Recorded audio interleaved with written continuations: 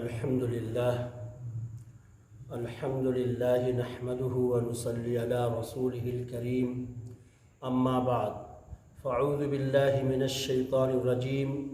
بسم اللہ الرحمن الرحیم قد افلح من تزکا وذکر اسم ربه فصلی قال النبی صلی اللہ علیہ وسلم ان لکل قوم عیدا وَهَذَا عِيدُنَا أَوْ كَمَا قَالَ عَلَيْهِ الصَّلَاةُ وَالسَّلَامُ۔ میرے محترم اور میرے معزز بزرگوں اور بھائیو، عزیز دوستوں اور نوجوان ساتھیوں، آج ایک اہم موضوع پہ میں آپ حضرات کے سامنے گفتگو کرنے کے لیے جا رہا ہوں، اور وہ موضوع ہے اللہ تبارک و تعالیٰ نے عید الفطر کا جو انعام ہمیں عنایت فرمایا ہے، اس چیز کے بارے میں آپ حضرات کے سامنے لب کشائی کرنے کی کوشش کر رہا ہوں۔ میں نے جو قرآن کریم کی آیت کریمہ کی تلاوت کی ہے، اللہ تبارک و تعالیٰ فرماتے ہیں قد افلح من تزکا، وہ شخص یقیناً کامیاب ہو گیا جو اپنی باطنی یعنی اندرونی قدورتوں کو، برائیوں کو پاک اور صاف کر دیا۔ وَذَكَرَ اسْمَ رَبِّهِ فَصَلَّى، اور آگے اللہ تبارک و تعالیٰ فرماتے ہیں اور اس نے اپنے پروردگار کا نام لیا اور یاد کیا اپنے پروردگار کو، فَصَلَّى، اور اس نے عید الفطر کی نماز پڑھی۔ فَصَلَّى کا مطلب ہوتا ہے صلی یعنی نماز پڑھی، مراد یہاں سے عید الفطر کی نماز پڑھی۔ اب آپ ایک چیز پہ غور کریں، آج رمضان المبارک، اور رمضان المبارک کا یہ پورا مہینہ آہستہ آہستہ ختم ہونے کے بالکل قریب ہے۔ اب ہمارے سامنے اللہ تبارک و تعالیٰ نے جو ہم کو حکم دیا تھا، اور اللہ تبارک و تعالیٰ نے جو ہمارے اوپر ایک حکم نازل فرمایا تھا کہ تم رمضان المبارک کے روزے کو پابندی کے ساتھ رکھو اور رات کے اندر قیام کرو اور اللہ کی ہم عبادت کرتے رہے اور اللہ کی حکموں کی فرما برداری ہم کرتے رہے، تو میرے بھائیوں اور دوستوں، اس کے بدلے میں اللہ تبارک و تعالی ہمیں کیا دیتا ہے؟ تو یہی وہ چیز ہے، یہی وہ انعام ہے جو عید الفطر کی شکل میں اللہ تبارک و تعالی نے مسلمانوں کو عنایت فرمایا ہے۔ پوری دنیا کے اندر، عالم اسلام کے اندر، پوری دنیا میں کہیں بھی آپ چلے جائیں، کسی بھی جگہ پہ چلے جائیں، پوری دنیا کے اندر مسلمان آج خوشی اور خرم منا رہا ہوگا، اپنے بچوں کو نئے نئے کپڑے، لباس اور آسائش کی چیزیں، نہانا دھونا، خوشبو لگانا، عطر لگانا، ان ساری چیزوں سے مسلمان اپنے بچوں کو فیض یاب کر رہا ہوگا، اور یہ صرف اور صرف اللہ کے رسول کی حکموں کی وجہ سے۔ آپ سوچیں، یہ اللہ تبارک و تعالیٰ نے مسلمانوں کے اوپر انعام فرمایا ہے، جو ہم نے اللہ کے حکموں کو مانا، ایک مہینے تک ہم نے اللہ تبارک و تعالیٰ کے حکموں کی فرما برداری کی۔ اللہ نے کہا روزہ رکھو، ہم نے روزہ رکھا۔ اللہ نے کہا کہ قرآن کی تلاوت کرو، ہم نے قرآن کی تلاوت کیا۔ اللہ کے پیارے رسول صلی اللہ علیہ وسلم نے فرمایا کہ تم رمضان کو اس طریقے سے گزارو، ہم نے رمضان کو اس طریقے سے گزارا۔ تو اللہ تبارک و تعالیٰ فرماتا ہے، اے مسلمانوں، اس حکم کی اطاعت کے بدلے میں تمہیں عید الفطر کا انعام اور تم کو اعزاز سے نوازتا ہوں۔ لیکن ایک چیز دیکھیں، ایک چیز کے اوپر آپ غور کریں، یہ اسلام کے اندر اللہ تبارک و تعالیٰ نے یہ چیز ایسی عنایت فرمائی ہے، اسلام کو اللہ تبارک و تعالیٰ نے ایسی چیزوں سے لبریز کیا ہے جو دوسری قوموں کے اندر، دوسری دھرموں کے اندر، دوسرے مذہبوں کے اندر وہ چیز نہیں ملتی جو اسلام کے اندر میرے دوستوں موجود ہے۔ وہ کیا ہے؟ آپ نے اندازہ لگایا، عید کی نماز ہونے جا رہی ہے، لوگ نئے نئے کپڑے، نئے نئے لباس، نئی نئی چیزوں کو پہننے کے لیے خوشبو، عطر وغیرہ ساری چیزوں سے اپنے گھر کے لوگوں کو سیراب کر رہے ہیں اور فیضیاب کر رہے ہیں۔ اللہ تبارک و تعالیٰ فرماتا ہے اس موقع پر کہ دیکھو، تم اس خوشی کے موقع پر بھی اللہ کو یاد رکھنا، اس خوشی اور غم دونوں موقع پر تم اللہ کو یاد رکھنا، یہ ہے اسلام کی تعلیمات۔ اللہ تبارک و تعالیٰ نے اس عید الفطر کے خوشی کے موقع پر یہ نہیں کہا کہ تم جاؤ آزاد ہو، جو برائی کرنا چاہو کرو، جو کھیل کود کرنا چاہو کرو، لہو لعب کے اندر مشغول ہونا چاہو مشغول ہو جاؤ، جیسے ہمارے اسلام سے پہلے زمانے جاہلیت کے اندر لوگ کیا کرتے تھے۔ اللہ تبارک و تعالیٰ نے فرمایا اور اللہ کے رسول فرماتے ہیں نہیں نہیں ایسا مت کرنا، ہم تمہیں خوشی کا موقع دیتے ہیں، اس خوشی کے موقع پر بھی اعتدال کو قائم رکھنا، یعنی نہ تو حد سے زیادہ تجاوز کرنا نہ حد سے زیادہ کمی کرنا، بیچ کا راستہ اختیار کرنا، اور اس خوشی کے موقع پر بھی اللہ کو مت بھولنا اور اللہ کے رسول کو مت بھولنا اور غریبوں کو بھی مت بھولنا۔ یہ اسلام کا ایک مسلم اصول ہے میرے دوستو۔ کیا مطلب نکلا؟ مطلب یہ ہے کہ اللہ فرماتے ہیں اس خوشی کے موقع پر تم اللہ کو مت بھولنا، پہلے خوشی کا جو دن آئے گا، جو صبح ہوگی، تم سب سے پہلے ان غریبوں کو یاد رکھنا جو غریب ہیں، بے بس ہیں، لاچار ہیں، کمزور ہیں، مجبور ہیں، جو بیچارے جن کے بچوں کے پاس پھٹے پرانے کپڑے ہیں، وہ نئے کپڑے نہیں خرید سکتے، جن کے گھروں کے چولہوں کے اندر آج کے دن دھواں نہیں نکل رہی ہے، ان کے گھروں کے اندر چولہے کے اندر دھواں کی ذمہ داری ان مالداروں کے اوپر ہے۔ جس طریقے سے ہمارے گھر میں سیویاں بنتی ہیں، ان کے گھر میں بھی سیویاں بنے گی، ان کے گھر کے اندر میٹھے بنیں گے۔ اللہ فرماتے ہیں ان غریبوں کو پہلے یاد رکھنا، یعنی مالداروں سے پہلے اللہ تبارک و تعالیٰ نے یہ فرمایا پہلے غریبوں کی عید ہوگی، اس کے بعد جا کر کے مالداروں کی عید ہوگی۔ اور فرماتے ہیں اللہ تبارک و تعالیٰ اس خوشی کے موقع پر میں تم کو آزاد نہیں چھوڑتا ہوں، غیروں کی طریقے سے، غیر قوموں کی طریقے سے، زمانے جاہلیت سے پہلے جو لوگ خوشی کے موقع پر ناچ گانے، فحش حرکات اور ایک دوسرے کو نیچا دکھانے کے لیے جو کام کیا جاتا تھا، اسلام نے ان چیزوں پر روک لگائی اور منع فرما دیا۔ فرماتے ہیں اللہ تبارک و تعالیٰ اس خوشی کے دن کو شروعات جب کرنا تو سب سے پہلے 2 رکعت اللہ کے لیے شکرانے کی طور پہ عید الفطر کی نماز پڑھ کر کے تب اپنی خوشی میں شامل ہونا۔ کتنی بڑی چیز ہے، آپ اندازہ لگائیں۔ اللہ نے اس موقع پر بھی ہمارے لگام کو ڈھیلا نہیں کیا کہ جاؤ جو چاہو خوشی کے موقع پر برائی کرو۔ اللہ نے فرمایا کہ اس موقع پر بھی اللہ کو یاد کرو اور اللہ کو یاد کر کے اس دن کی شروعات کرو۔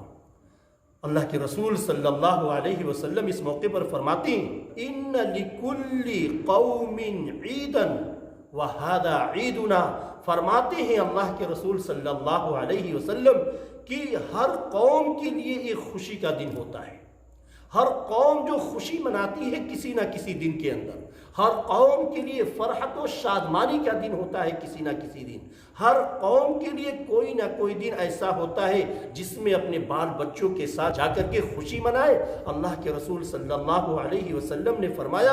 عید الفطر کے دن جو ہے یہ ہماری خوشی کا دن ہے، اور اللہ کے رسول فرماتے ہیں وَهَذَا عِيدُنَا، آج کا دن ہماری عید ہے۔ یہ اللہ کے رسول کے الفاظ ہیں،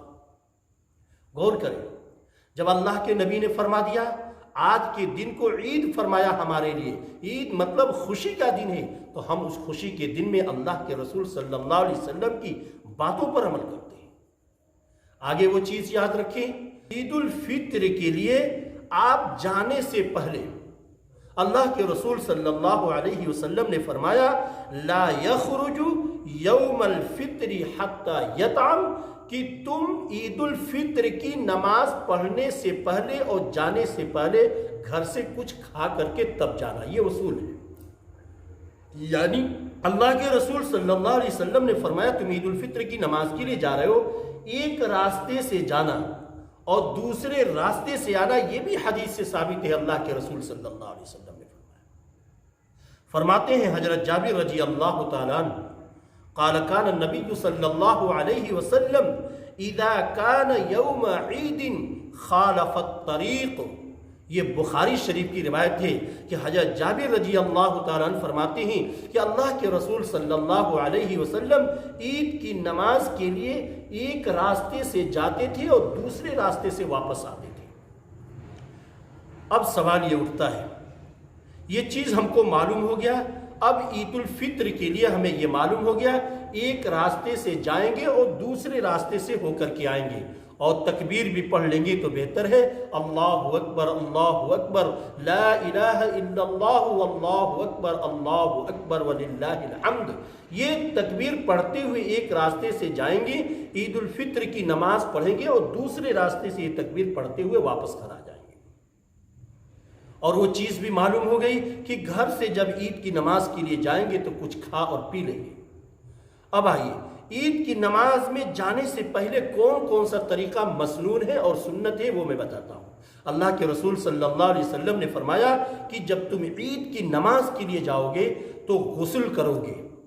مسواک کرو گے، عطر لگاؤ گے، خوشبو وغیرہ لگاؤ گے،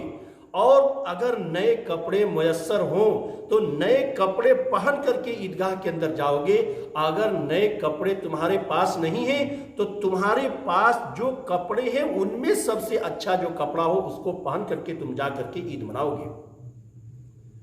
اور آخر میں ایک چیز اور میں بتانے جا رہا ہوں، وہ لوگ غور سے سن لیں، اپنے گرہ بنا کر کے اس کو حفاظت کر لیں۔ جو لوگ یہ سمجھتے ہیں کہ عید الفطر کی نماز عیدگاہ میں چھوڑ کر کے جو مسجدوں کے اندر ایک بہانے کے طور پہ ایک اپنے فائدے کے لیے جن لوگوں نے یہ متعین کر رکھا ہے کہ بہت سے لوگ کی عید الفطر کی نماز ہم عیدگاہ کے اندر نہیں پڑھیں گے، ہم مسجد کے اندر جا کر کے پڑھیں گے، جن لوگوں نے اس کو کھلونا بنا لیا ہے وہ کان کھول کر کے سن لیں، چاہے وہ علماء ہوں چاہے وہ عوام ہوں، اگر آپ نے اس کی مخالفت کی اور عید الفطر کی نماز عیدگاہ کے اندر نہ پڑھ کر کے آپ نے مسجدوں کو اس کا اڈا بنایا تو اللہ کے رسول صلی اللہ علیہ وسلم کی سنت اور شریعت کے خلاف ہے۔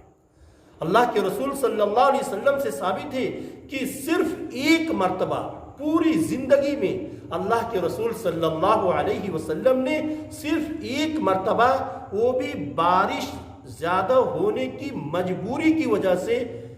مسجد کے اندر اللہ کے رسول صلی اللہ علیہ وسلم نے نماز پڑھی ہے، ورنہ ہمیشہ عید الفطر اور عید الاضحیٰ کی نماز کھلے ہوئے میدان کے اندر جا کر کے پڑھی ہے اللہ کے رسول صلی اللہ علیہ وسلم نے۔ اب اگر مسجد کے اندر ہم نماز پڑھتے ہیں